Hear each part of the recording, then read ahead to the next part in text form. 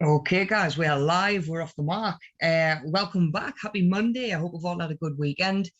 Made the most of a little bit of time off. We've had a little bit of time off, and made the most of at least a couple of dry days, or at least it has been over here anyway. But yeah, I think this time of year we just make the most of whatever weather we end up getting, guys, don't we? Okay, so welcome to our Fit Body Fit Mind course. We've got a couple of weeks to spend on this, and we're going to be looking at some other forms and some other aspects of our lives that contribute towards our overall wellness and our overall health. It's not all to do with exercise and going to the gym and running and dieting and stuff like that. You know, we want to be thinking about our mental health as well. And of course, today we're going to be talking about one of the big things that I think gets massively overlooked when we're starting on any new fitness journey, any wellness journey, and that is just the value of a good night's sleep, and the difference it can make in the way that we feel from day to day, which ultimately sort of affects our outlook on the day, our perspective on things sometimes, and generally our mood, especially when we're interacting with other people, and especially dealing with setbacks. You know, when something goes wrong and you're tired, it just feels so much worse. But and then of course it affects the physical body as well, which we're going to get into a little bit this morning. Because this may well be your first session or first course that you're doing with Media Savvy, I just want to direct your attention to the description box under the YouTube video. And that is where there's any extra information that you might need about today's session, or about Media Savvy in general. Yeah, so first of all, I'm Rob.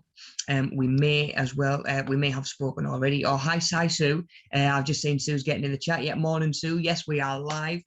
And we are, talking about sleep, the quality, the value of a good night's sleep.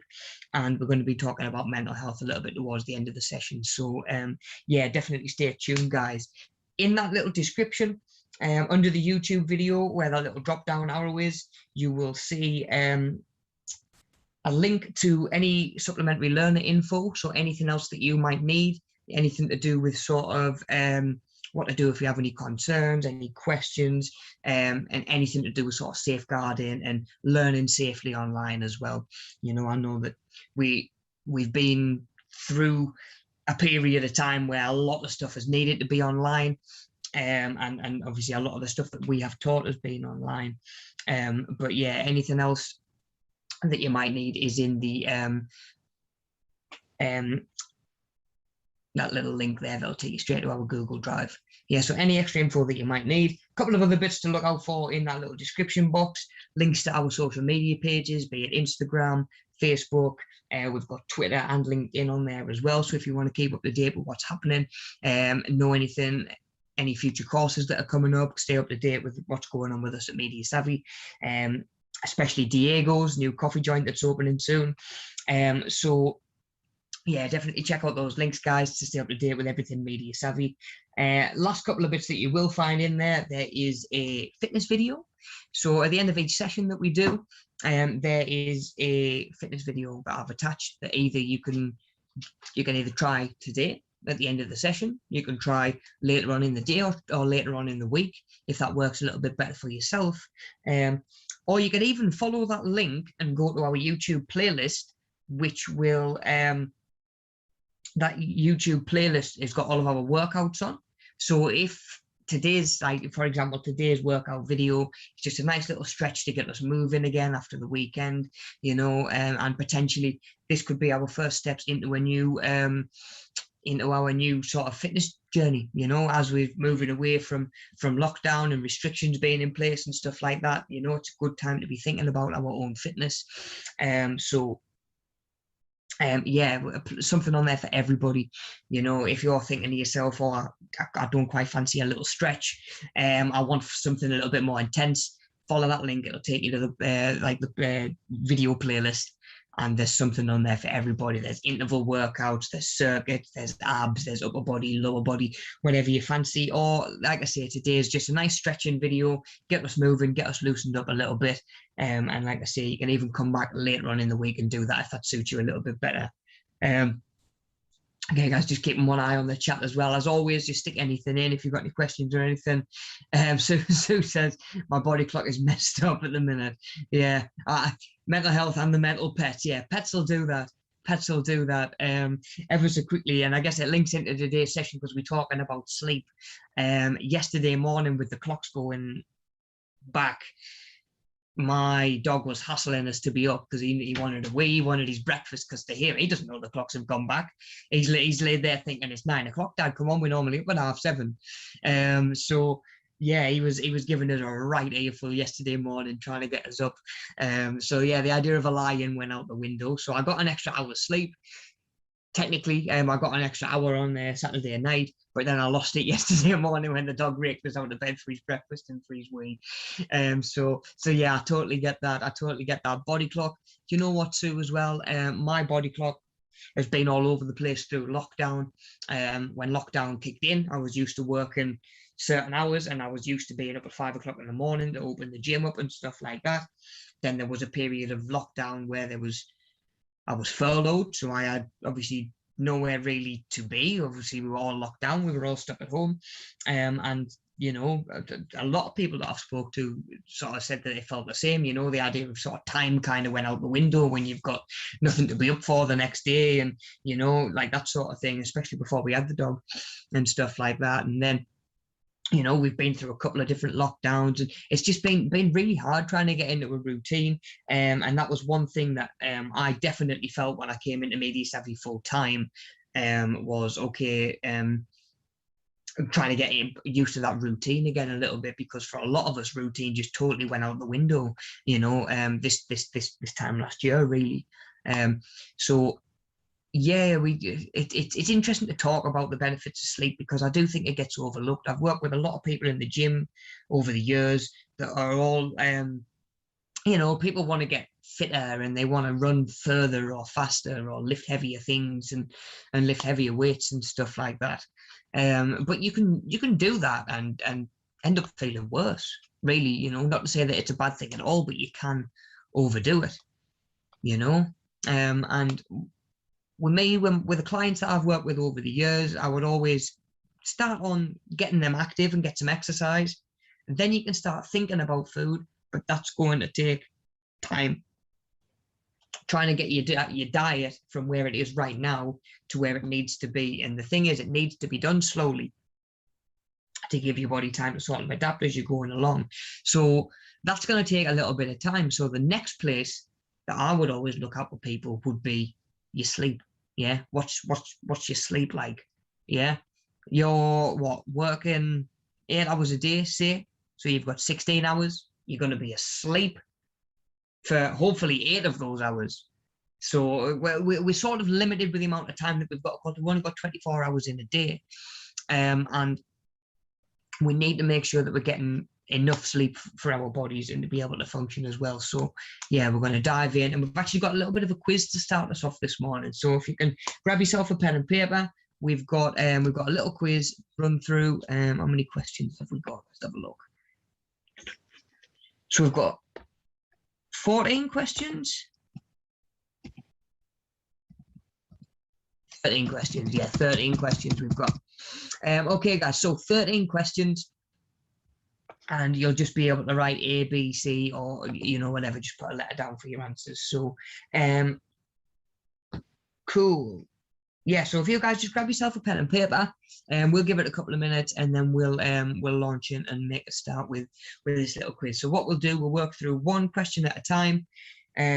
Obviously, I'll move on to the next one, and then once we've gone through all the questions, we'll come back to the start and work our way through going one answer at a time.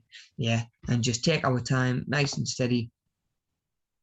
And if I am moving too quick or moving quicker than you're ready for, just pause it. If you're watching along live, pause it and catch up afterwards. Of course, if you're watching later on in the week, it won't make any difference either. So just pause it and sort of go at your own pace with that one, guys.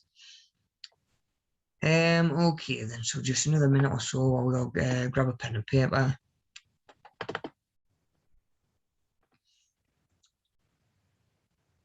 Okay, guys, cool.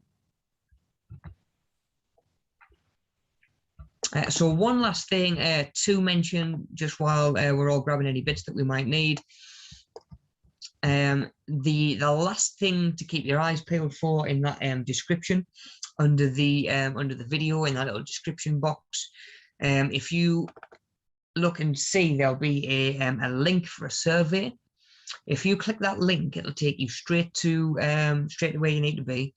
And if you just put your answers on that form there, it comes straight back to us. So you don't need to download it. You don't need to like save it, fill it in, save it, send it back, or anything like that. So if you just follow that link and then not even take 30 seconds to just fill in those questions, guys, and that'd be massively appreciated. It helps us fill in some of your paperwork. And at the same time, your feedback's always important to us, guys. We like to know what we're doing well, where we can improve, as always. Okay, so let's get the quiz done. Get this quiz done. So, okay, sleep quiz, because like we say, sleep is massively important, and I think it gets really overlooked in a lot of people's sort of quests to get fitter, more active, healthier, whatever it is. It is sometimes actually done at the expense of sleep, you know.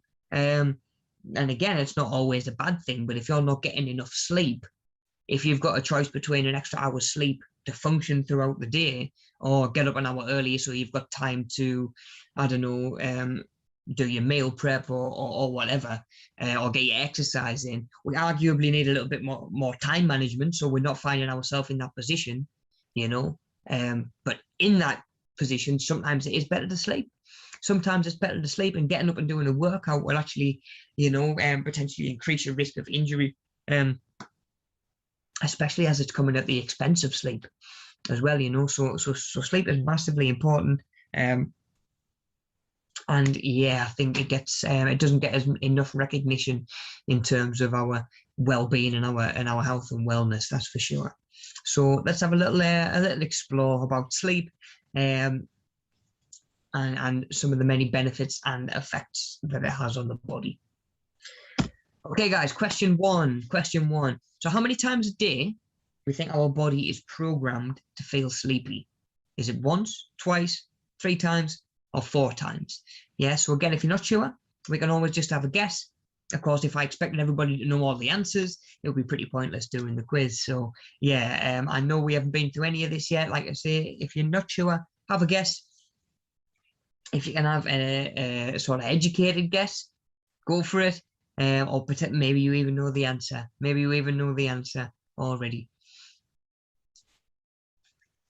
Like I say, I think for every few people you come across who don't really sort of prioritize their sleep and value their sleep, you find somebody, you know, who is at the other end of the spectrum, who really appreciates their sleep, who you know, needs to make a conscious effort to make sure that they get a little bit more, you know. People who have gone through certain journeys, same as you do with your food and with your exercise, to get to the point where, you know, they now leave their phone off before they go to bed, so they're not looking at screens and stuff like that. They might keep the bedroom a little bit cooler because it's easier to get to sleep. Probably sleeping with socks on makes it a little bit easier to get to sleep. Little things like that, you know. And there are, of course, people out there that have struggled that much with their sleep and their sleep quality that you know, this is stuff that they've already explored and sort of venues that they've already been down. So, you know, I know some people might argue their body's probably programmed to feel sleepy once a day, but it just lasts all day. But how many times do we think, naturally and biologically, how many times a day is our body programmed to feel sleepy? 1, 2, 3, or 4? Okay, question 2. Which of these groups of individuals needs up to 13 hours of sleep per night? Is it preschoolers? Is it school-age children? Is it adolescents and teenagers?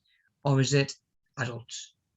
Yeah, is it preschoolers, school-age children, adolescents, or adults? Which of these groups need up to 13 hours of sleep per night? Okay, then question 3. Adults need less sleep as they grow older. True or false? What do we think, guys? Adults need less sleep as they grow older.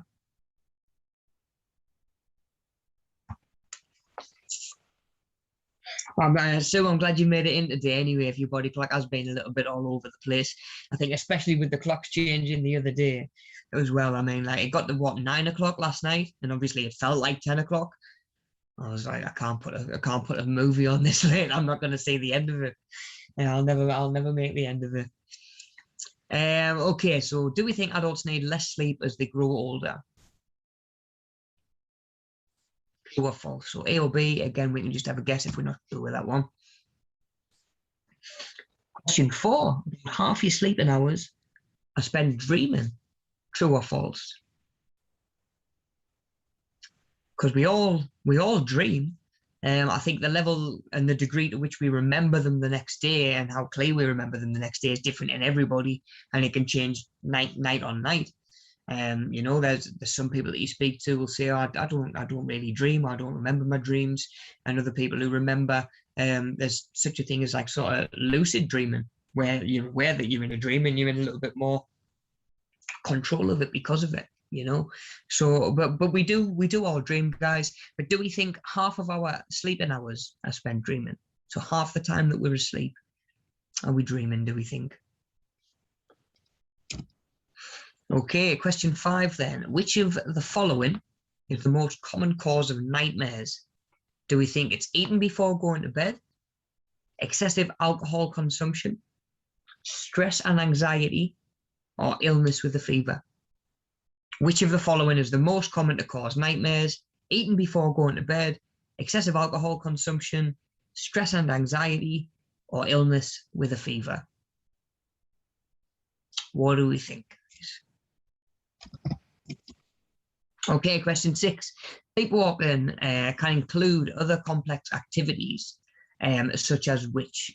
Driving a car, moving furniture about, eating, or is it all of the above when we're sleepwalking? So sleepwalking can include other complex activities, such as driving a car, moving furniture, eating, or all of the above. What do we think when it comes to sleepwalking, guys?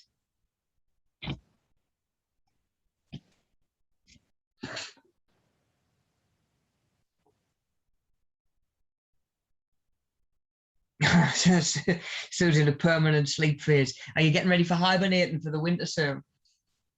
I wouldn't blame you. The way the weather's been the last week or so, I wouldn't blame you. Okay then, question 7. Driving while drowsy, so driving while we're tired, is similar to driving while intoxicated, yeah? So under the influence of alcohol or something like that, yeah? So do we think that driving while we're tired and drowsy is similar to driving while intoxicated? Is that true or is that false, do we think? Question 8. If you ever fall behind, a few hours behind in the amount of sleep that your body needs, you can never make it up. Yeah, so when we fall behind on the amount of sleep that we need, we can never make it up and get that sleep back. True or false? True or false? If you fall a few hours behind in the amount of sleep your body needs, you can never make it up. True or false?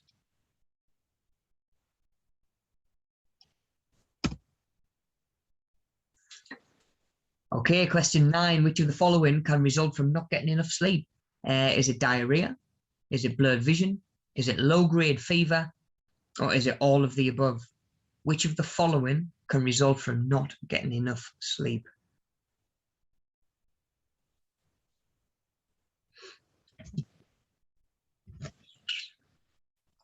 Is it diarrhea, blurred vision, a low-grade fever, or all of the above? Okay, question 10. Not getting enough sleep can lead to weight gain. True or false?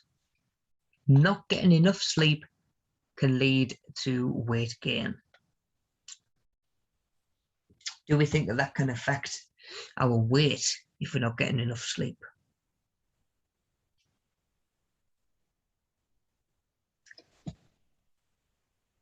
Okay, question 11. Sleep disorders and chronic sleep loss have been linked to which of the following? Yeah, so sleeping disorders and chronic sleep loss have been linked to which of the following? Heart disease, stroke, high blood pressure, or all of the above? Heart disease, stroke, high blood pressure, or all of the above have been linked to sleep disorders and chronic sleep loss.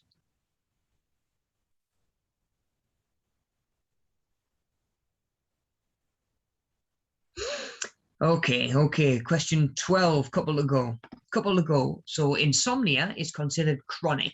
Yeah, so insomnia is sort of a condition where you struggle to sleep and get good quality sleep. So is that considered to be chronic when a person has difficulty falling or staying asleep at least 2 nights a week for a month or longer? Yeah, so insomnia is considered chronic when a person has difficulty falling or staying asleep for at least 2 nights a week, and that goes on for a month or longer. Is that considered chronic insomnia?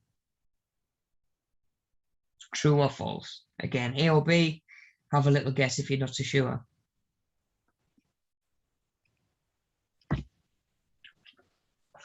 Then the last one, so sleep apnea is a condition and it is characterized by pauses in breathing while you sleep. But how many times can that breathing or that pausing in our breathing happen per hour? Yeah, so these pauses occur how many times per hour, or can occur how many times per hour? Is it up to 5 times an hour? Is it up to 10 times an hour? Is it up to 30 times an hour? 5 times, 10 times, 20 times, or 30 times an hour, guys? What do we think? A, B, C, or D? Pausing in your breath. Is it 5 times an hour, 10 times an hour, 20 times an hour, or 30 times an hour, do we think? And then we will take it back and go through all of our answers. Always interesting to know how you've got on. It's just a bit of fun at the end of the day. Okay then, so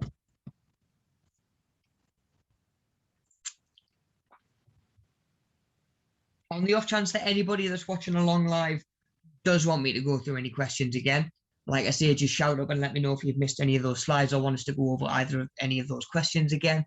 If not, like I say, we'll just start to break it down one question at a time. If there is any that you've missed and you're watching this back sort of later, obviously just pause it as I'm going through, have a guess at the answer, and then just wait and see what the answer actually is. But yeah, we'll just take our time working through, and we can have a little bit of a talk about the answer for each. So question 1, how many times a day is your body programmed to feel sleepy? Was it 1, 2, 3, or 4? It is 2 times a day. It's 2 times a day. So there's like an evening, of course, when we do get tired, when our body's normally sort of shutting down and getting tired for the night.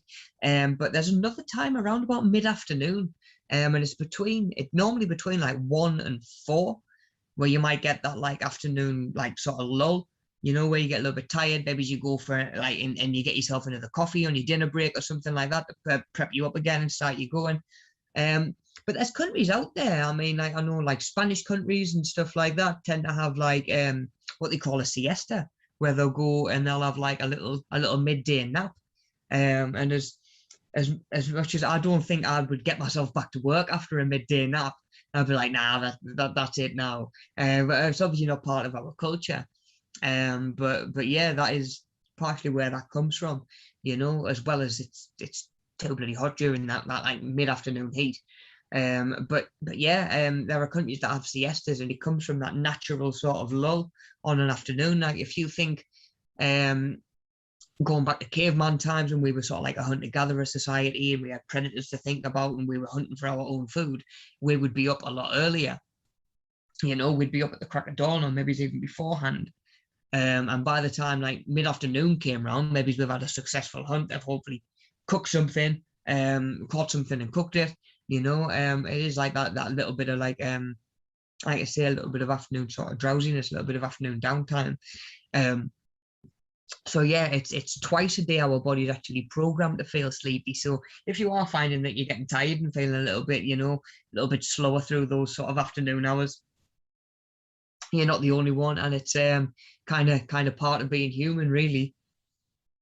Okay, so the answer to the question one was B, guys. So it's 2 times a day we're programmed to get sleepy. Question 2, which group needs up to 13 hours of sleep per night? Preschoolers, school-age children, adolescents, or adults? And the answer for this one is preschoolers. So A. The amount of sleep is recommended that we get changes through our different stages of life and through development.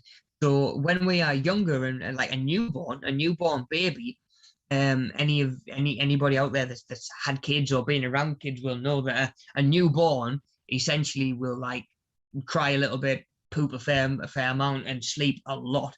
So newborns get about 18 hours sleep a day. Yeah. Then we get a little bit older, we move up to say sort of that preschool area, that preschool age where we're talking 13 hours of sleep a night. Then we get up to sort of school age, and we're thinking between 10 and 11 hours a night. Teenagers get closer between sort of 9 and 10 hours a night. And then we have adults, which are between sort of 7 and 9, which is where we get the average of, trying to aim for 8 hours sleep a night. So as we're getting older a little bit, as we reach adulthood, we tend to need less and less sleep. Okay, because we're not growing, our body's not doing as much while we are asleep, I guess. Okay, so question 2 was that was preschoolers. And then leading on from that one, we had the question, adults need less sleep as they grow older. We've established that from a newborn to adulthood, the older we get, the less sleep we need. But once we've reached adulthood, as we continue to get older, do we think that amount of sleep that we need comes down? Do we think that's true, or do we think that's false? So it's actually false, that one, guys. Adults don't need less sleep as they grow older. They need the same amount of sleep as you grow older. You still, once you've reached adulthood, are always going to want to aim for that sort of 7 to 9 hours sleep a night. Now, I mean, I've had grandparents, and I've known elderly people who, for whatever reason, as they get older, they just don't sleep as much. My nanny used to be up at sort of like crack of dawn, not for any reason, wasn't going anywhere. She would just be up, and I think it's led to this misconception that we need less sleep as we're getting older. But really, it comes down to the fact that it's just harder to get a good night's sleep as we get older. We'd be more more easily disturbed by noises, light coming through the windows, pain. Maybe we've got aches and like arthritis, whatever it might be, just pain in general. We've maybe like lose a little bit of weight as we get older as well, and we'll maybe feel stuff in our feels like it's digging in a little bit more, and it's just harder to get comfy. So yeah, once we're adults, guys, we all need the same amount of sleep. I think once we get to a certain point in our life, it's just a case of if we can get it, and if we can get it, great. Okay, question 4 then. So question 3 was false, so B. Question 4, about half of your sleeping hours are spent dreaming. One is actually false. It's probably about 20% of our sleeping time that we're actually dreaming. Maybe like on average we get about 2 hours worth of dreaming. And it normally happens towards the back end of our sleep. Now, again, you might remember your dreams quite well, you might not. But yeah, it's about 20% of our time asleep is spent dreaming.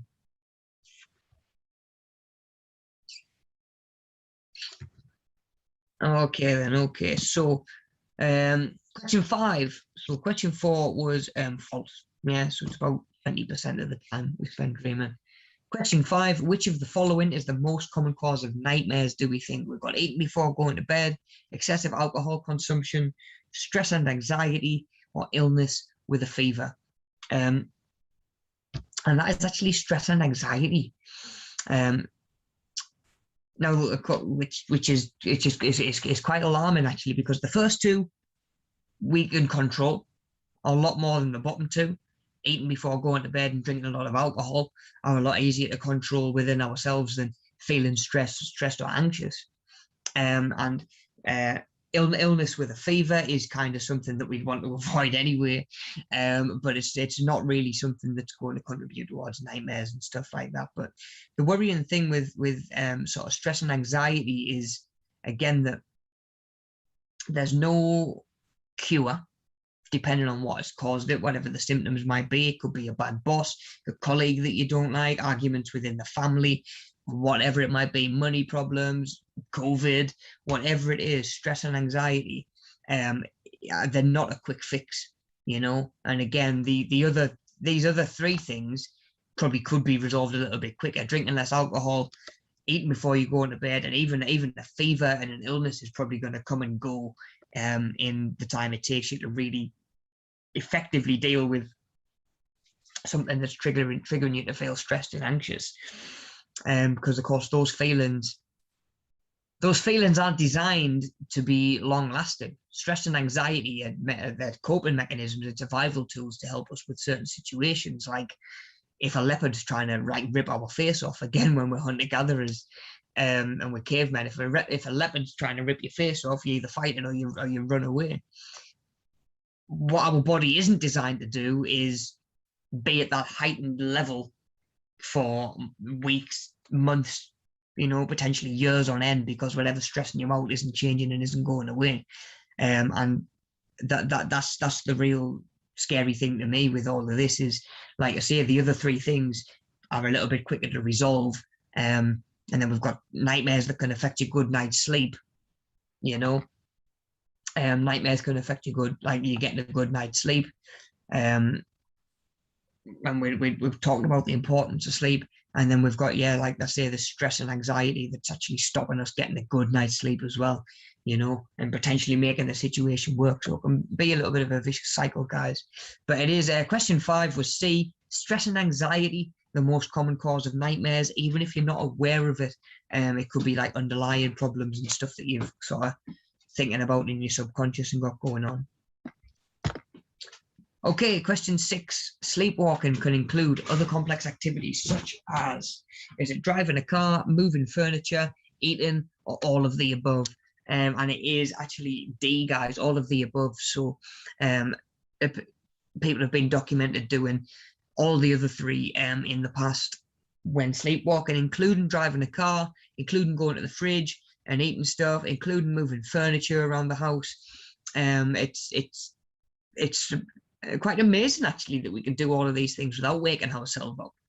I've never been a sleepwalker or really known anybody that's a sleepwalker. I don't know how true it is that you're not supposed to wake up a sleepwalker, but yeah, there's a lot of stuff that we can actually find ourselves doing when we are sleepwalking. So all of the above for that one. Question 6 was D.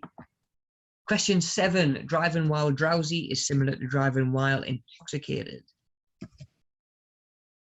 It's true. It's true. So driving when we're tired and feeling like we haven't had enough sleep and we're really sort of, like I say, really drowsy, is similar to driving, you know, after a couple of beers or whatever, you know. So something to be aware of. You know, if you know, especially if you know, we're back to working in the office again and you've got a commute to think about and maybe you sleep in a little bit, you know, thinking about making sure that we're sort of getting out on the road safely as well, drive to arrive and all of that, you know, drive with the intent of actually getting there. So yeah, making sure we're not putting ourselves at risk and other people at risk by driving when we're still potentially half asleep. Okay, question 8. If you fall behind a few hours in the amount of sleep that your body needs, you can never make it up. Is false, this one, guys. So if you know, say you have a rough night's sleep last night, say you'd had a rough night's sleep and you only had like 5 hours, your body falls into almost like a sleep deficit. So your body knows that it's kind of owed another 3. And the answer to this really couldn't be more opposite. You know, if you fall a few hours behind in the amount of sleep your body needs, you can never make it up. That is false, because your body's going to force you to make some of it up at some point. Your body is going to be like a debt collector, and if you get into enough debt, you know, you're gonna start sleeping at times you're not planning on sleeping. You know, you'll be sleeping halfway through movies on the couch when you get in, when you sit down for a couple of minutes. You know, you'll be that run down, you'll just get to the point where you end up actually having to try and almost pay your body some of those sleep hours back. So yeah, not only can you get that sleep back, it gets to the point where you kind of need to.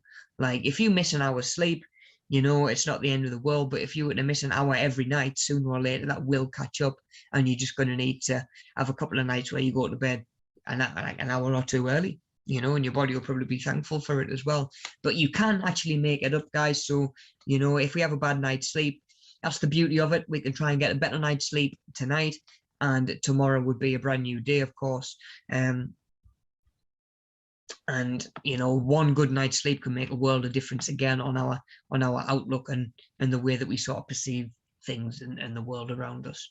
So one good night's sleep can make a hell of a difference, guys. It really can.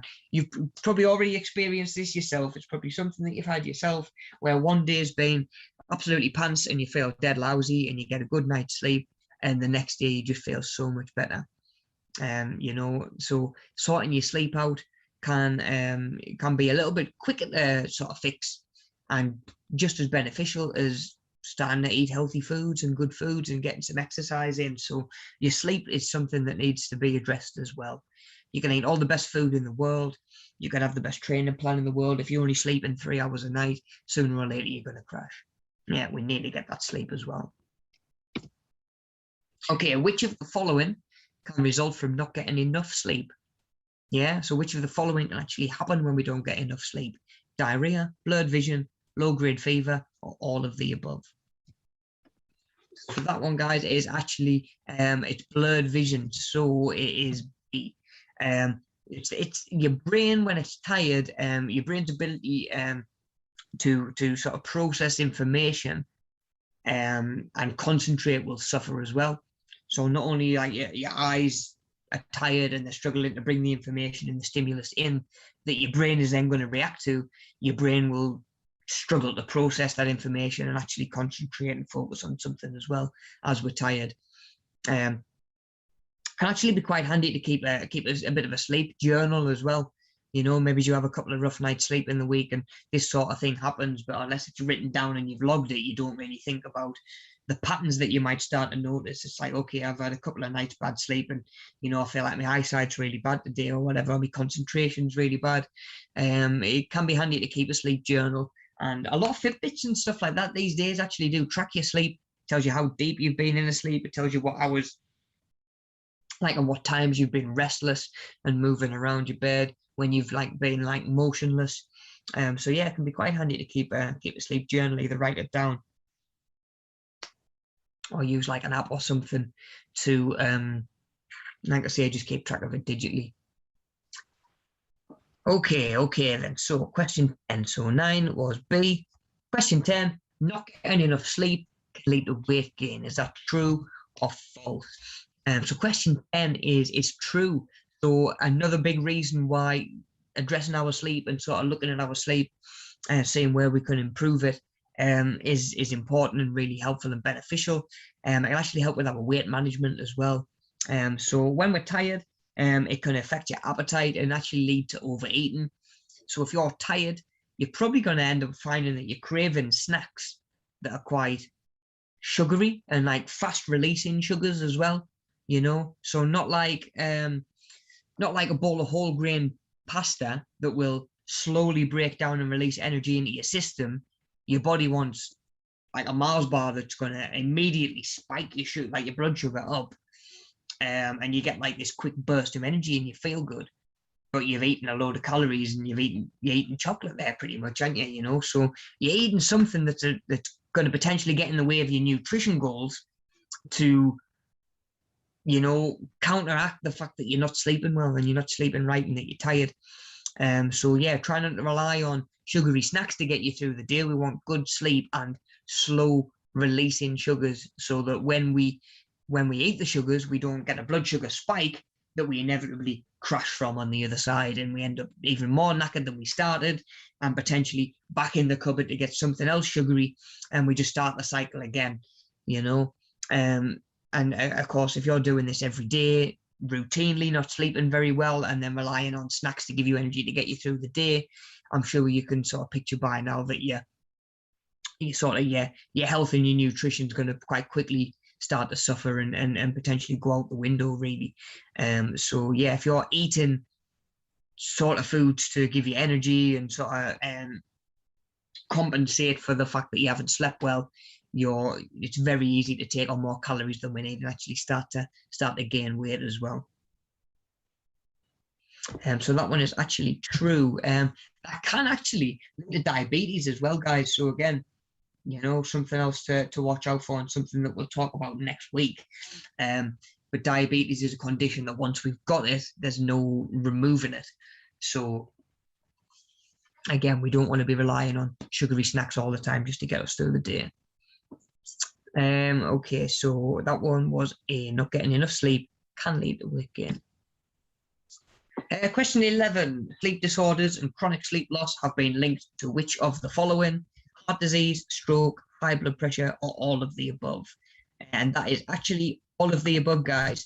So again, just more physical ways lack of sleep can affect the body in high blood pressure, risk of heart disease, and risk of a stroke as well. You know, there's no direct correlation or causation, but they have been linked as contributing factors as well.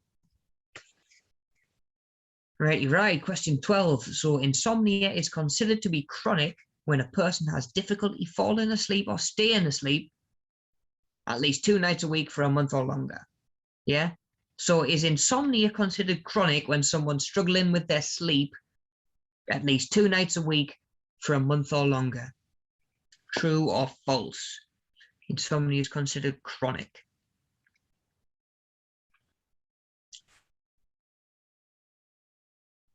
I'm going to get the official definition of insomnia as well. Posterity. Define insomnia. And it's not just that beauty tune by Faithless. This here just says insomnia is difficulty falling asleep or staying asleep. Habitual sleeplessness. Okay, so question 12. The answer is B, it's false. So in order to be considered chronic insomnia, it needs to be 3 nights a week. For a month again, for at least a month, 3 nights a week, your person is going to have problem falling or staying asleep for at least 3 nights a week for a month or longer in order for it to be classed as chronic. This would be called a probably acute insomnia, because it's only 2 nights a week instead of 3. So yeah, just different classifications of insomnia there. Then the last question that we've got, sleep apnea. Sleep apnea is characterized by pauses in breathing while you sleep. These pauses can occur how many times per hour? Up to 5, up to 10, up to 20, or up to 30 times per hour. What do we think? Question 13 is actually D, guys, which is absolutely mind-blowing when you think about it. So per hour, your breathing can stop up to 30 times. So that's once every 2 minutes. Your breathing could be stopping in your sleep. Now that greatly affects the quality of your sleep as well. So you could potentially sleep 10, 12, 13, 14 hours a night and still wake up the next day feeling terrible, feeling run down, feeling drowsy, feeling lethargic, and not really understand why. And I've spoken to people who have sleep apnea, who have lived by themselves for a lot of their life, and there's nobody noticed. There's nobody there to pick up on the fact that their breathing's actually pausing while they're asleep. And I think there's like medication and stuff like that that we can use to sort of treat and deal with sleep apnea and address sleep apnea. But like you've got to know that it's happening first, you know. So maybe if you really, really are struggling with your sleep quality, even no matter how much you feel as though you're getting every night, this could be something to maybe look into a little bit. I'm just gonna have a look and see how many people it affects on average. Sleep apnea.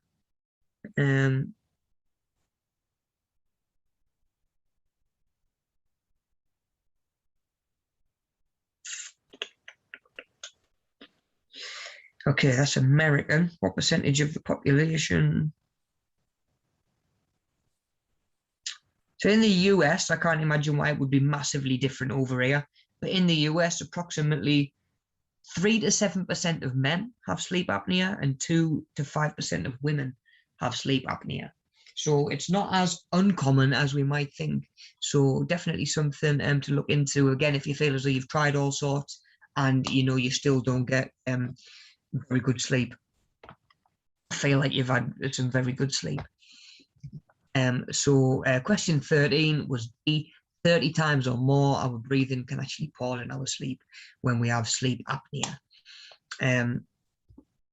And one of our past learners has actually let me just get the chat back up. One of our past learners has actually spoke to me about this sort of thing before and sort of told us about the journey he's been on when it came to trying to get a good night's sleep and actually feel like he'd had a good night's sleep. Some of the things that he's come across that work for him and that he would sort of recommend for others would be sort of no TV screens before bed. Again, we have that screens these days have a sort of a blue light or the light from the screen. It disrupts some of our hormones in our body actually. And one of them being a hormone that actually helps us get off to sleep. So if we can have no TV screens, no phones, anything like that for an hour before bed, maybe half an hour. You can also like darken the house a little bit. So like rather than sitting there with all the big lights on and then like say, right, I'm going to bed, knock them all off, and then you're trying to get to sleep immediately, like, you know, can you darken the room, darken the house a little bit for like an hour before you go to bed, let your body start to come down. Like I could sit here with the big light on and watch whatever, a load of pants, and still be wide awake when it comes to bedtime. I could sit here with the lights off, like we have done over the weekend, and watch like a horror movie in the dark. But because the house has been dark, the room's been dark, I found it so much easier to get to sleep when I've gone to bed, even though I've just watched a horror movie and, you know, potentially my heart rate's going to be a little bit higher and my brain's probably going a little bit more and thinking about it. I still find it easier getting to sleep once the room has been, like I say, dark for a little bit. It just helps your body sort of wind down for the day, I think. Socks and gloves have been known to help some people sleeping with socks and gloves on. I'm not entirely sure why. Could be a pressure thing. But yeah, apparently socks and gloves can help. Not covering your head with the duvet was something that this gentleman had recommended as well. Obviously helps your breathing, helps with airflow and stuff like that. So try not to cover yourself over entirely. And try and limit and be considerate of your caffeine times as well. Like maybe don't have a coffee like 2 hours before bed. I like to give coffee about 6 hours to get out of my system. So the last coffee that I'll have caffeinated would be at the latest maybe 6, and that was on a weekend. If I was having like going to bed a little bit later, if it was during the week and I was going to be going to bed 10, 11, it's going to be probably 4 o'clock is going to be the last time I have a coffee. So like I say, that is of course a stimulant. It keeps us up, it keeps us awake, and the last thing we want is that flying around our system when we go to bed and try and get to sleep as well. Okay, guys. So yeah, just a couple of little and hints there, courtesy of one of our media savvy team. Okay, so how did you do, guys? How did you get on? It's always interesting to make a note of how we did on something that, you know, we might not have known anything about coming into the day, even if we guessed a couple. How did we do? And at the end of the day, the most important thing is that if we went through the quiz again now, I'm sure we would all get most of them, if not all of them, you know. So it's not about how many answers we get right the first time through, it's about how well we sort of hold on to those answers afterwards. Okay then, guys, so how does sleep affect our mental health though? So on the next slide, we've got 16 words associated with the lack of sleep on our mental health, and we're going to see if we can find all 16 of them. So again, we'll have 5 minutes or so, and you guys can start looking at, in fact, I'm on. There we go, guys. So 16 words. Even if you just sort of pull them off, write them down on a piece of paper, or make a note of which ones that you've seen. Okay. So yeah, just a couple of minutes then. See which word you can pull out of there. Quick little clue: none of them are none of the words are backwards, and none of the words are diagonal. Yeah, they're not backwards and they're not diagonal, so they must go down or across in the way that they should be read as well. Yeah, so see how many of these we can get, and then we'll break them down a little bit, because of course we've talked quite a lot about sleep and the way it can affect our physical health, you know, putting us at risk of stroke, heart disease, all of that sort of thing. But then of course it plays a massive role in our mental health as well, which I think especially post lockdown is massively important as well, and of course has been through COVID. Mental health has been just as important as protecting our physical health as well, guys, as it always will be. They go hand in hand. It's kind of not worth having one without the other, you know. As much as I'd sooner have one than none, you know, we need to be physically and mentally sort of well and healthy as well as best we can, especially when it's stuff that we can control and actually actively improve as well, which is something we can think about today as well. So another couple of minutes, see how many of these we can get. But yeah, there's 16. And then if and when we move on a little bit before you've found all of them, again, just pause it, get those last couple, and then move on and just catch up afterwards. So how many can I see? Just having a quick little look. I see 1, 2, 3, 4.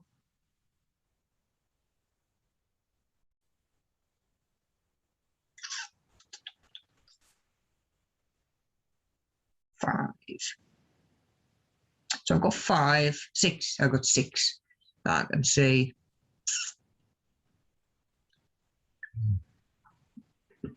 Anytime we want, I'll give it till 23 pass.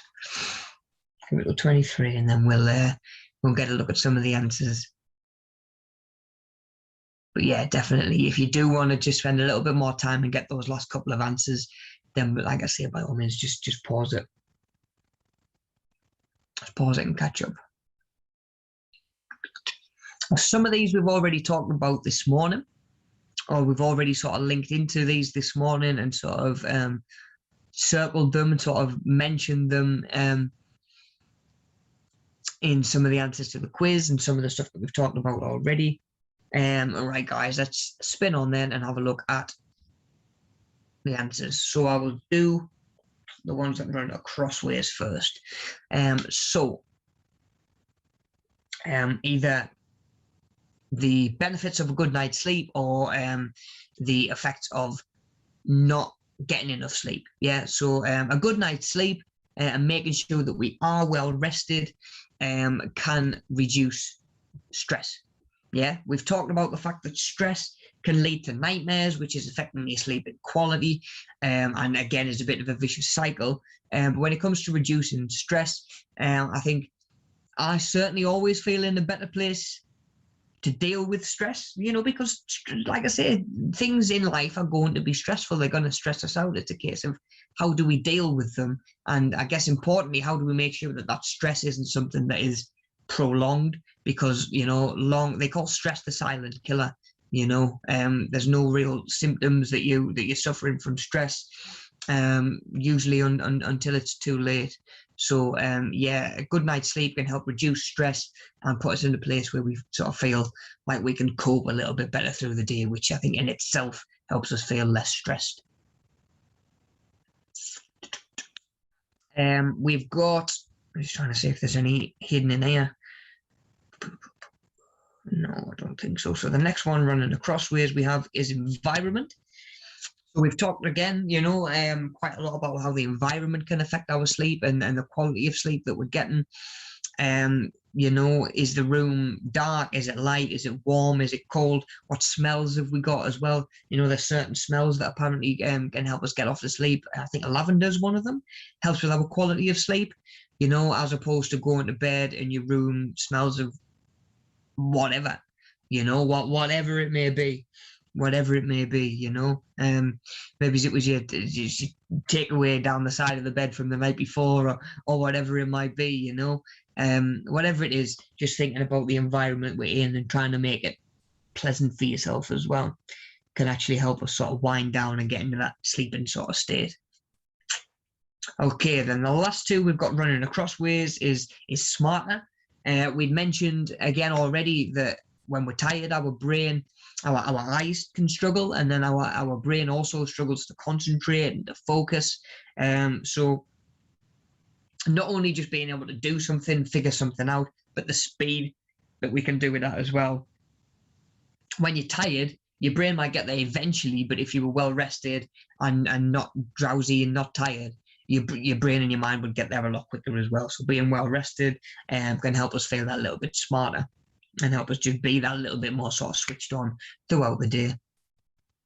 Okay, the last one we've got running across ways from this bottom left-hand corner is lifestyle. Yeah, our lifestyle can massively affect our sleep. Again, you know, that might be the quality of food that we're eating. You know, are we going to bed full of food and bloated, or, you know, with loads of sugar in our system or loads of caffeine in our system? You know, are we, like, recreational drugs, of course, are going to make it hard to get to sleep as well, and interfere with our sleep and the hormones in our body and stuff like that. Are we exercising? I find that days that I exercise and days that I'm out and about, and especially at the minute, we're being work from home for so long, the days that I am out and about and I'm more active, no trouble getting to sleep on a night, because it just leaves you tired. It wipes you out. Whereas if you spend all day sitting around playing video games or watching Netflix or scrolling social media or whatever, you're not expending as much energy. So you're not going to be as tired on a night. So our lifestyle as well, how we spend our waking hours, can determine how easily we get to sleep or how well we do get to sleep. Okay then, so let's do the columns then. So repair body then, this one on the left hand side. So for those of you that haven't really explored it before, when we are exercising and when we're training, like when we're in the gym lifting weights or whatever, we're challenging our body, and our body needs to adapt. But because we're challenging our body, like, the muscles that we're using will break down. So what our body does while we're asleep, your body repairs itself.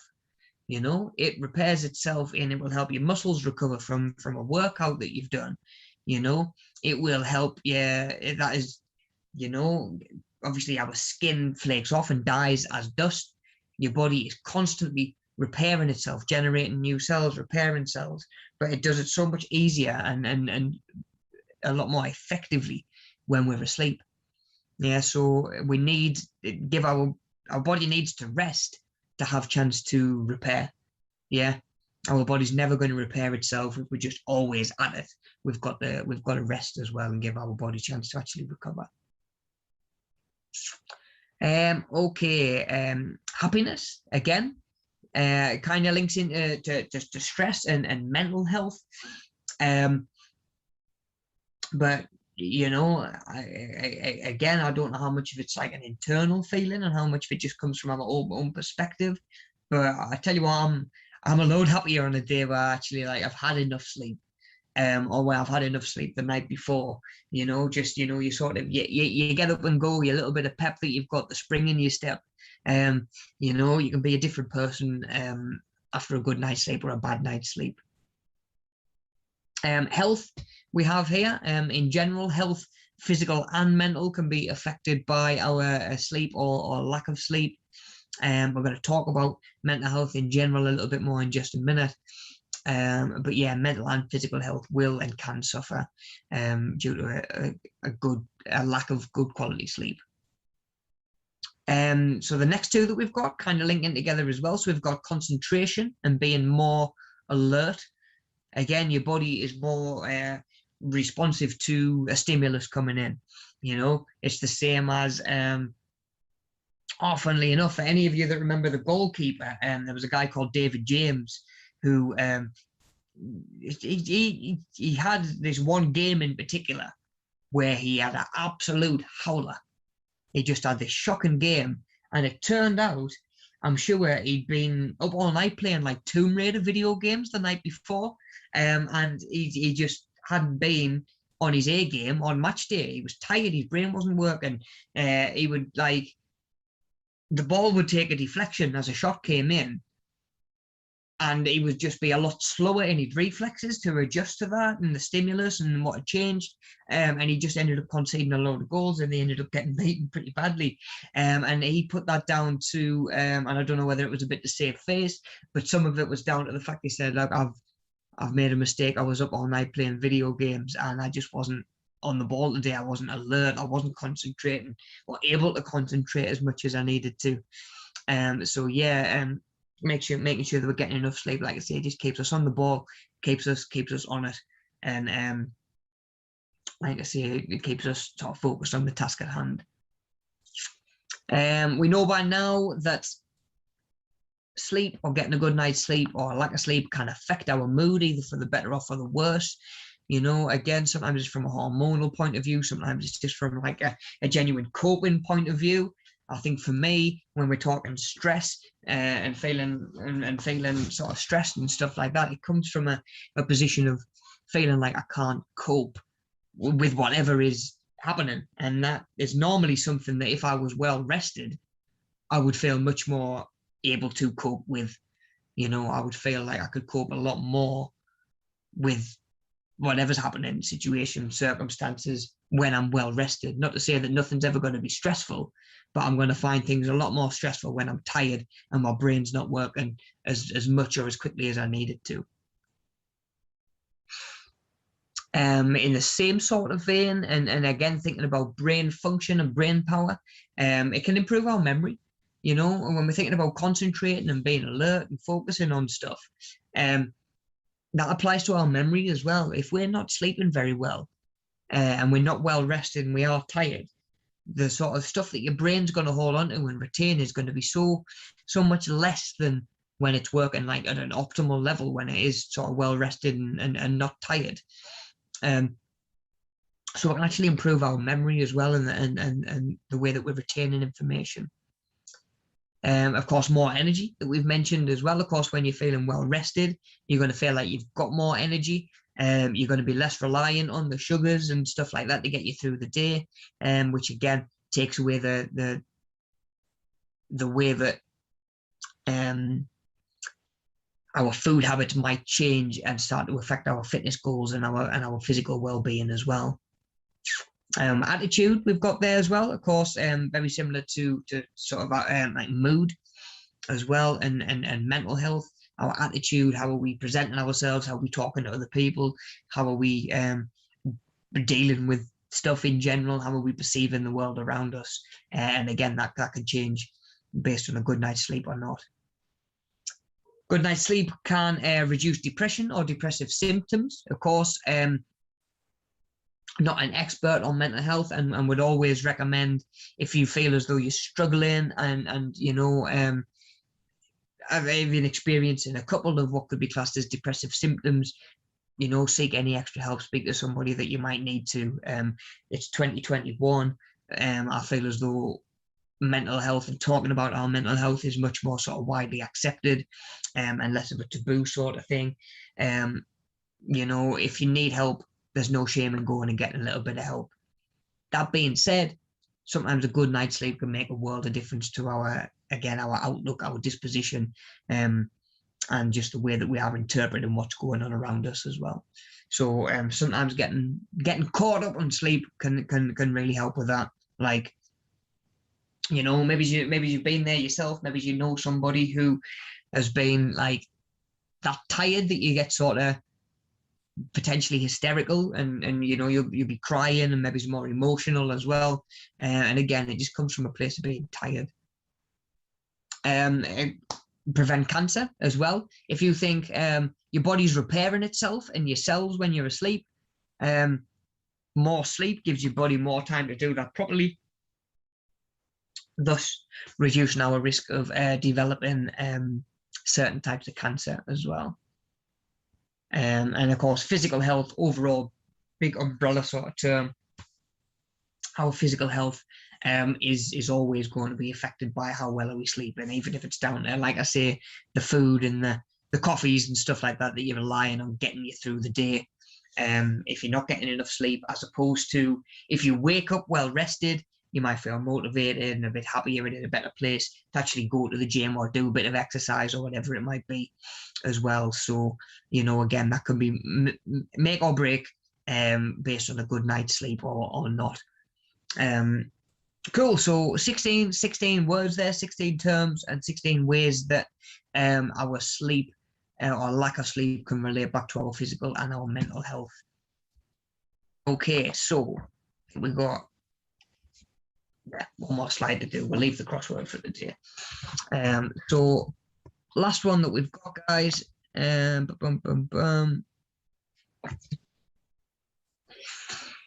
Just talking about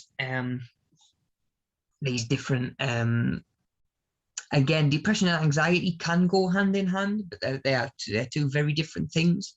And again, if you do feel as though you're struggling with any of this, either reach out to myself and let me know, and I can help where I can and point you in the right direction when needs be, or like I say, go and speak to a GP or something and explore these a little bit more, because of course they will also affect our mental and our physical health. Again, not to say that there's never anything in life to be depressed or anxious about. Again, it's a case of how persistent are these feelings, how often are we experiencing them, how much are they affecting our daily wants and needs, how much are they dictating what our day actually looks like as well. So of course, when we're talking about mental health and these depressive or anxious sort of symptoms, you know, it's sometimes there's so much involved, and there can be so much involved with each other. It's really hard to get a sort of a feeling for where these feelings are coming from, and you might start to feel some of these symptoms, really, you know, either sort of dropping out of activities, stuff that you've said that you're going to go to, or, you know, even someone asks you to do something last minute and you just never up for it, you know, you never want to go for whatever reason. Maybe you're getting problems sleeping. Again, we've talked about how much it can be a vicious circle. You don't sleep enough, so you're waking up feeling a little bit sort of depressed. Maybe he's a little bit anxious at something in particular, which, you know, can then affect you sleeping again the next night, which can make that worse. So it can be a really hard cycle to break, guys. And again, we do tend to need a little bit of help with that, and there's no shame and there's no harm in asking for a little bit of help. Sadness, of course, overall sort of mood, just feeling low, feeling down, feeling sort of generally, I guess, negative or pessimistic about stuff, maybe stuff that could be seen as glass half full or potentially even a good thing, you would in that state interpret as a bad thing or something to be upset about. Maybe you just feel emotional and you don't know why. That's sometimes the case as well. Maybe we feel these things and we can't figure out where they're coming from, you know, which potentially makes the situation even more stressful and scary. And the case of, right, okay, where do I go from here? How do I deal with this, really? We've got stress. So we've got stress as well. something again that we've talked about quite a lot this morning. Again, stress, it's designed to be temporary. It's designed to help us get out of a situation through fight or flight. It's not designed, our bodies aren't made to feel this level, this feeling, this emotion for a prolonged amount of time, because it's almost like sort of asking your body to sort of run at the red line like on a car. You're asking your body to do as much as it can, and it will temporarily, and that'll be fine. But again, when that goes on for weeks, like days, weeks, months, or even years, you're going to end up getting some of that side effects as well. And again, sometimes this stress can link in with these anxious or depressive sort of feelings as well. Craving unhealthy food. Again, we've mentioned in the sense that the sugars and the additives and everything that's in the unhealthy foods, you know, if it tastes nice, it again temporarily makes us feel a little bit better. You know, sometimes it's a control thing. Sometimes it's a case of, you know, I feel as though I can't control the world around me. I can't control what's happening. The one thing that I am going to control, because I can, is going to be my food. Sometimes it can be a comfort eating sort of thing where you feel bad, so you have something that makes you feel good. You know, again, it could be something sugary or something that maybe you're even a little bit nostalgic for, you know, to help you sort of pick yourself up again a little bit. And again, it's, you know, we're relying on the wrong things to help us deal with these feelings. And what's even worse is the fact that that feeling is not even going to last. So dealing with something in an unhealthy way, you know, it might not be the end of the world if that actually did deal with the problem and made it go away, but it just makes it go away for now. Chances are it's going to come back because we've dealt with the symptom and not the problem that's causing you to be depressed or anxious in the first place. So it does pay to explore that a little bit more as well. But yeah, the sugary foods can give you a little bit more energy to get you through the day, or sometimes, like I say, it is just certain foods that you've got a positive association with. But again, if it's unhealthy foods, it's going to link back into, you know, this one of having no energy, in the sense that if you're not eating good food and good quality food, you're not going to be getting much from it. So you're not going to have as much energy, which links in with your sleep as well. You know, maybe your stress is giving you nightmares, you're not getting enough sleep, so you've got no energy, so you don't want to do your activities you've committed to. You're finding yourself isolated all of a sudden. You start to worry about it. Do you know what I mean? They all play into each other potentially. So sometimes breaking the cycle can be a case of, okay, can I just identify one of these that I feel as though I can start to address right now? But, you know, like I say, they're also sort of closely linked and interwoven. But it is handy to just be able to keep an eye out for these sort of symptoms, either be it in ourselves, you know, nature of it, we're much less likely to notice it in ourselves. Somebody else might pick up on it in us and say, look, I'm worried about the fact that, you know, you keep saying you're going to come to stuff and then dropping out at the last minute, or, you know, I don't feel as though you see your friends or family very much recently, you know. Maybe someone will point that out to you and you can explore that a little bit more. Or maybe now that we know what to be sort of looking out for and what could be these depressive or anxious symptoms, then we might actually be able to point this out to somebody else as well and do them a favor and say, look, I'm a little bit concerned, you know, and I don't see you anymore. You always say that you're tired and run down and stressed, and, you know, you've maybe put a little bit of weight on because you're eating all the wrong foods and dealing with stress the wrong way, not getting any exercise. So again, just an idea of sort of stuff to watch out for, either in yourself or in other people's behaviors. Again, not to say that you can't have or experience some of these without being depressed, you know, or being anxious. You can feel these things, but again, it's the case of how long does it go on for? How are you coping with that, and how much is it affecting your day, really? How much is it affecting your livelihood? Might determine whether you need to go and speak to a professional and get a little bit of extra help with all of that. Okay, guys. So we've got a little crossword to do. I didn't think we were going to get time, but we have, so we might as well. So I've got the clues before you wondering how on earth you're meant to do a crossword with no clues. So I will read them out as we're going through, and then we'll just whip through and the answers.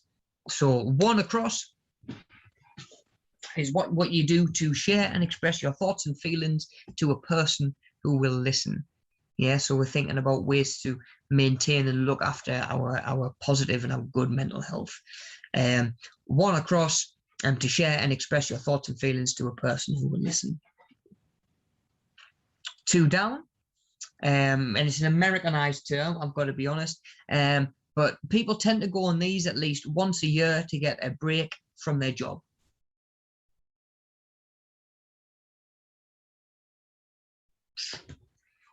Three down, what do you call it when it's time off from work to do nothing but enjoy yourself? Give you a clue with that one. A little bit of rest and what do we call it if we're going to have a little bit of R&R? A little bit of rest and what's the other word? Okay, four across. What can happen if your body gets run down from stress and a lack of sleep? Two words. Three letters and then four. What can happen if your body gets run down from stress and lack of sleep?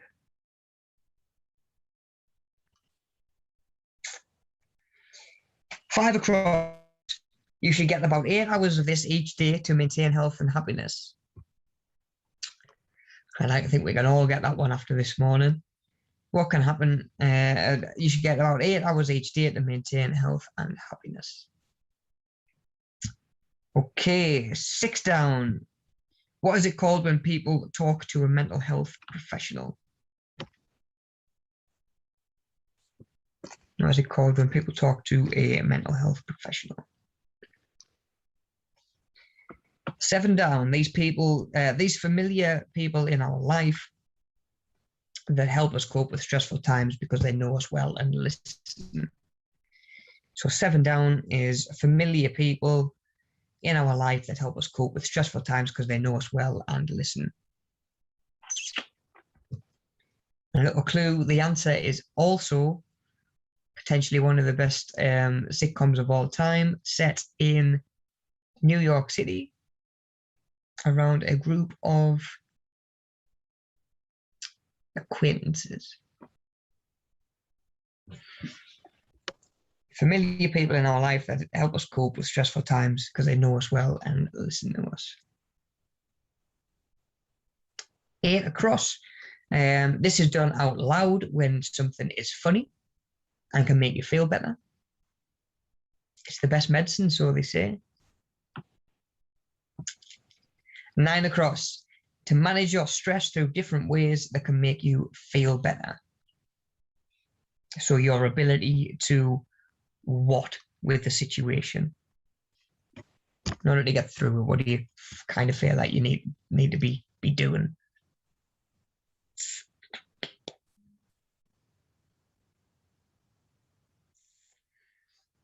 Okay then, question 10. You can do this at a park or at the gym or in the house. Makes us feel a little bit better, burns calories, gets our heart and our lungs working. What do we think? Something we can do at the park, in the gym, at home? Can we do? That can actually help us feel a little bit better, maybe it's less stressed.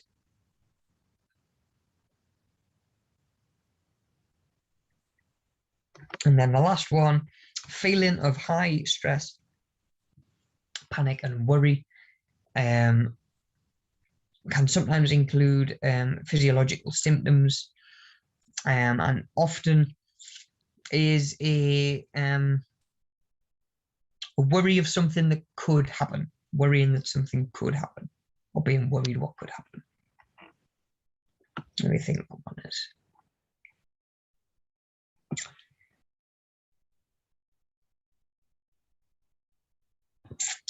Okay, let's break it down then. Let's break it down. So, question one across: to share and express your thoughts and feelings to a person who will listen, was to talk. Yeah, it's just talk. Talking to people can get your point across. It gives them a chance to get their point across. Gives you a chance to get stuff off your chest a little bit if you need to, and potentially even just getting somebody else involved. So they say a problem shared is a problem halved. So they say. So yeah, talking, guys. One of the least used antidepressants out there, along with exercise, funnily enough. Okay, two down. People tend to go on these at least once a year to get a break from their job. It would be, and again, it is Americanized, vacation. People could go on a vacation, yeah. So VACATION for two down. So going on a vacation. It can be a good break from the stress of work, the stress of your normal home life, a little bit of a change from your normal routine. Let's feel stimulated again, maybe, as well as relaxed and rested. Vacation, a little bit of a break. You don't need to go, Jamaica, Hawaii, Spain, wherever. Just having a little bit of time off and away from whatever it is that's stressing you out. Have a break, have a vacation from whatever's stressing you out. Three down, time off work, doing nothing but enjoy yourself. A little bit of rest and relaxation, guys. Yeah, a little bit of relaxation, something that we all need from time to time. We need a bit of downtime, be it reading a book, having a bubble bath, going. For some people, it is going and using this like the spa and the jacuzzi after the gym, maybe. But a little bit of relaxation, a little bit of downtime, and making sure that we're doing some stuff that we enjoy and like doing as well. A little bit of something for us.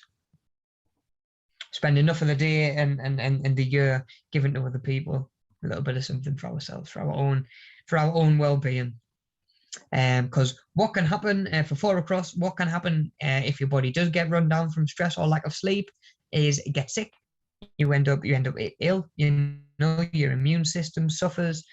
You're not getting the exercise that you should be and boosting your system that way. You can actually get sick if you end up getting run down from stress and from not sleeping enough. Can actually end up catching bugs and stuff like that because your immune system's not as good. Okay.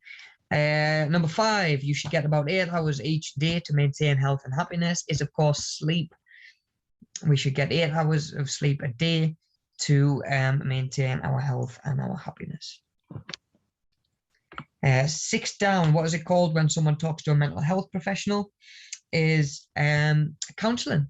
Counseling, maybe is a term that you've come across before, maybe a new word to you, but yeah, that's what that is, guys, when you go talk to a mental health professional. But at the end of the day, don't be scared by that term, because it's still just talking. It's still just talking, really. So don't be put off by that term. It can be really, really beneficial, and therapeutic as well. 7 down, these are people in our life that help us cope with stressful times because they know us well and listen, is of course our friends. Yeah, hopefully as well, we've got some family that might do the same thing. But yeah, friends in our life can be really important to help us get through stressful times, as well as be there to celebrate the good times as well, and just sort of make you feel heard. Even if they can't fix your problem, at least you can, at least feel as though you're being heard. And again, a problem shared is a problem halved. Okay, 8 across. This is done out loud when something is funny and can make you feel better, is of course laughter. Have a little bit of a laugh, have a little bit of a giggle. Often then makes you feel better. For some people that I speak to, like as I'll mention that if I'm in a bad mood or having a down day, I'll stick a comedy on, and a comedy will make me laugh, and a lot of that goes out the window, and I stop really thinking about it and fixating on it. Whereas, I've also spoke to other people who when they're in that sort of mindset, the last thing they want is a comedy that makes you feel as though you kind of should be laughing or have to laugh. But for me, like I say, having a little bit of a laugh and finding something that's going to give us a giggle always leaves us feeling a little bit better. 9 across, to manage your stress through different ways that can make you feel better, is to cope. Like I say, to get to the point where you feel as though you're coping can be a big step when it comes to dealing with depression and anxiety, because at least if you feel as though you're coping, then that could actually take away some of the stress that might come on from feeling that you can't manage, that you're out of your depth. You know, so like I say, this idea is to cope. 10, you can do this at a park, at the gym, or in the house, is exercise. A little bit of exercise. It doesn't have to be like an hour every day, 7 days a week. You know, can you get 20 minutes in of a moderately raised heart rate 3 times a week? Start there and build up, you know, but a little bit of exercise can make a world of difference. And again, even if I went into a workout feeling pretty crap, I would tend to feel a damn sight better. Maybe it's not entirely, but feeling better coming away from the workout, having done a little bit of exercise, having a bit of an outlet as well. And then 11 was a feeling of high stress, panic, and worry. Can sometimes include physiological symptoms, and that's anxiety. Yeah, so the feeling of anxiety and generally worry, like I say, what might happen or could happen, usually in a worst case scenario. But yeah, really tough feeling to sort of manage in the moment, and a hard voice to ignore and sort of crowd out when you are feeling particularly that way, quite strongly as well. Right, guys. Okay, so that was all 11 for the crossword as well. Shot through that. So again, how did you get on with that? Did you feel as though we maybe got a little bit more of those?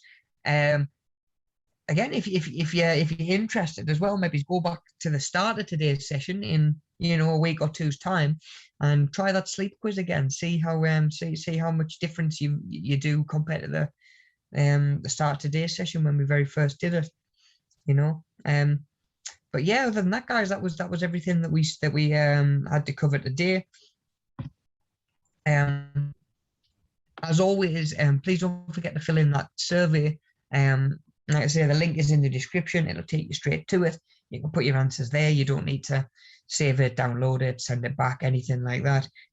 So yeah, guys, please don't forget to do that survey. Won't even take 30 seconds to do, because your feedback's always important to us. And of course, we will be back next Monday for session 2 of 2, and we're going to be talking a little bit about diabetes, and we're going to be talking a little bit about nutrition as well next week. So plenty to look forward to in next week's session. If you've got any questions in the meantime, of course, as always, just drop me an email. If you don't have my email yet for whatever reason, that's also in the description under the YouTube video as well. So it should be rob@mediasavvycic.co.uk, but it is in the description as well if you need it, guys. So yeah, we'll be back next Monday, same time, 10 till 12. And of course, don't forget the workout video that is attached to every session as well. Check out that link. Like I said, today's is just a nice little stretching video, get you moving. It's about 20 minutes long. But like I say, there's other videos on there as well if you fancy something a little bit more higher intensity, maybe. Or yeah, maybe you do just want to start your Monday off with a little stretch.